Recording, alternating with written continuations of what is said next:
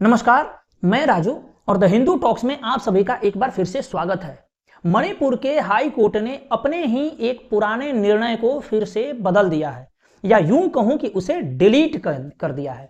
दरअसल पिछले साल मणिपुर के हाई कोर्ट ने एक निर्णय दिया था जिसमें हाई कोर्ट ने स्पष्ट रूप से यह कहा था कि जो मैतेई समाज के लोग हैं, जो मणिपुर का एक बहुसंख्यक समाज है, उन्हें भी शेड्यूल्ड ट्राइब्स का अर्थात अनुसूचित जनजाति का लाभ मिलना चाहिए।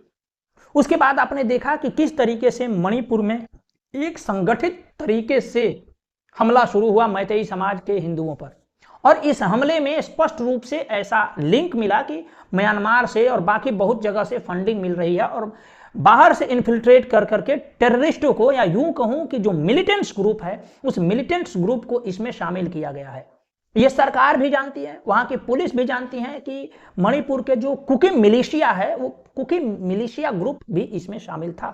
और इस जो दंगे में, या यूं कहूं कि मैतेई समाज के हिंदुओं के ऊपर जो नरसंहार हुआ था, उसमें ऑफिशियल आंकड़ा कहता है कि 200 से अधिक लोग मारे गए थे। उसके बाद अभी 2 दिन पहले का जो न्यूज है, उस न्यूज में मणिपुर के हाई कोर्ट ने उस अपने आदेश को, जिसमें उन्होंने मैतेई समाज को भी शेड्यूल्ड ट्राइब्स में कंसीडर करने का सुझाव दिया था और आदेश पारित किया था, उसको बदल दिया है। और इसके पीछे के जो बहाने बनाए गए हैं वो अजीबोगरीब है। मणिपुर के हाई कोर्ट ने कहा है कि भाई बंबई सरकार वर्सेस मिलिंद के एक केस का हवाला देते हुए उन्होंने कहा है कि जो शेड्यूल्ड ट्राइब्स की जो सूची है कि कौन कौन से ट्राइब्स शेड्यूल्ड ट्राइब्स हो सकते हैं और कौन कौन से ट्राइब शेड्यूल्ड ट्राइब्स नहीं हो सकते हैं, अनुसूचित जनजाति नहीं हो सकते हैं, इसकी सूची है, इसमें कोई छेड़छाड़ नहीं किया जा सकता। अब आप बताइएगा कि क्या किसी भी ट्राइब की या किसी भी कास्ट की सूची जो है वो बदलती नहीं है? क्या इतिहास में ऐसा नहीं हुआ है कि ओबीसी की सूची बढ़ी है या घटी है, या जो शेड्यूल कास्ट की सूची बढ़ी है या घटी है? बहुत सारे लोग शेड्यूल कास्ट में शामिल किए जाते हैं, कहीं पे हटाए जाते हैं, ये चलता रहता है। लेकिन बहाने क्या बनाए गए हैं कि चूंकि महाराष्ट्र सरकार वर्सेस मिलिंद का एक केस में महाराष्ट्र सरकार के अगेंस्ट में जाते हुए कोर्ट ने कहा था कि उसके सूची को नहीं बदला जा सकता शेड्यूल ट्राइब्स के, तो क्या रियल में वही कारण है जो बहाने बताए जा रहे हैं हाई कोर्ट के द्वारा? वही कारण है क्या? आप अपना कमेंट अवश्य डालिएगा, लेकिन मेरा विचार यह है कि कारण वो नहीं है।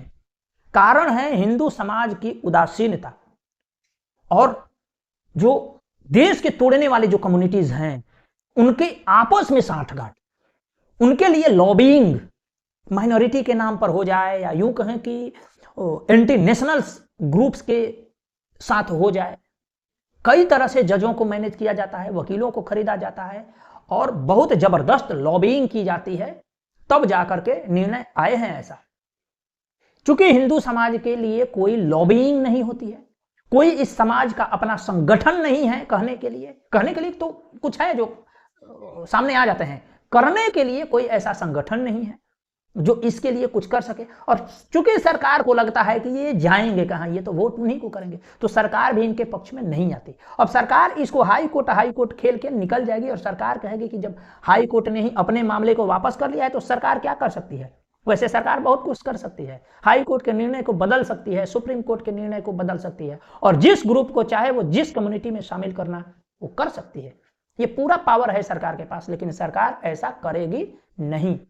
और कारण क्या है? मैंने पहले बता दिया कि हिंदू ग्रुप को कोई पूछने वाला नहीं है, ये केवल वोट देने के लिए है, केवल सरकार बना सकते हैं। सरकार बनाने के बाद सरकार इन्हीं के खिलाफ जो कार्य करती है उसमें भी यह मास्टर स्ट्रोक ढूंढेंगे, उसके बाद ये टैक्स देंगे, और टैक्स देने के बाद इन्हीं के टैक्स के पैसों से विशेष कम्युनिटीज को खुश की जाएंगी, जैसे कि मणिपुर के कुकी मिलिटेंट्स को खुश किया जा रहा है।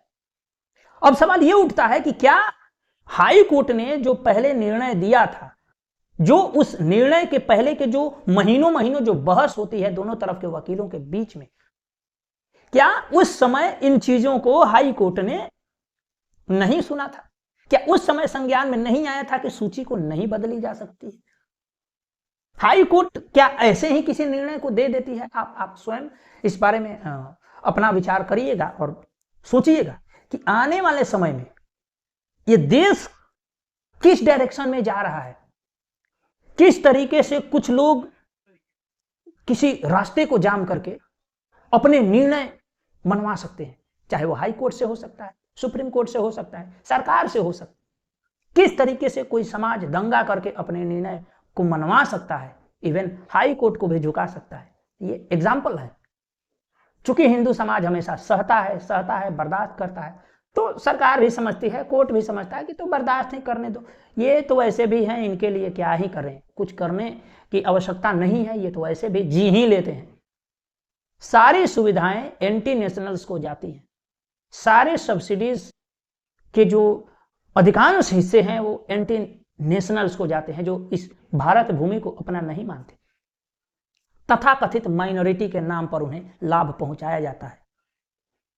हाई कोर्ट कैसे कॉम्प्रोमाइज हो सकता है, इसका एक जीता जागता उदाहरण है हमारे नजर में ये मणिपुर वाला इंसिडेंट। हालांकि आप अपने विचार कमेंट बॉक्स में अवश्य लिख सकते हैं। और 2-4-5 दिन से मैं नहीं आ रहा था क्योंकि कुछ पर्सनल कामों में उलझा हुआ था। बाकी आप अपना कमेंट यहाँ पे लिखिए, आगे और किसी वीडियो में जरूर मिलेंगे। आपका बहुत बहुत आभार। नमस्कार।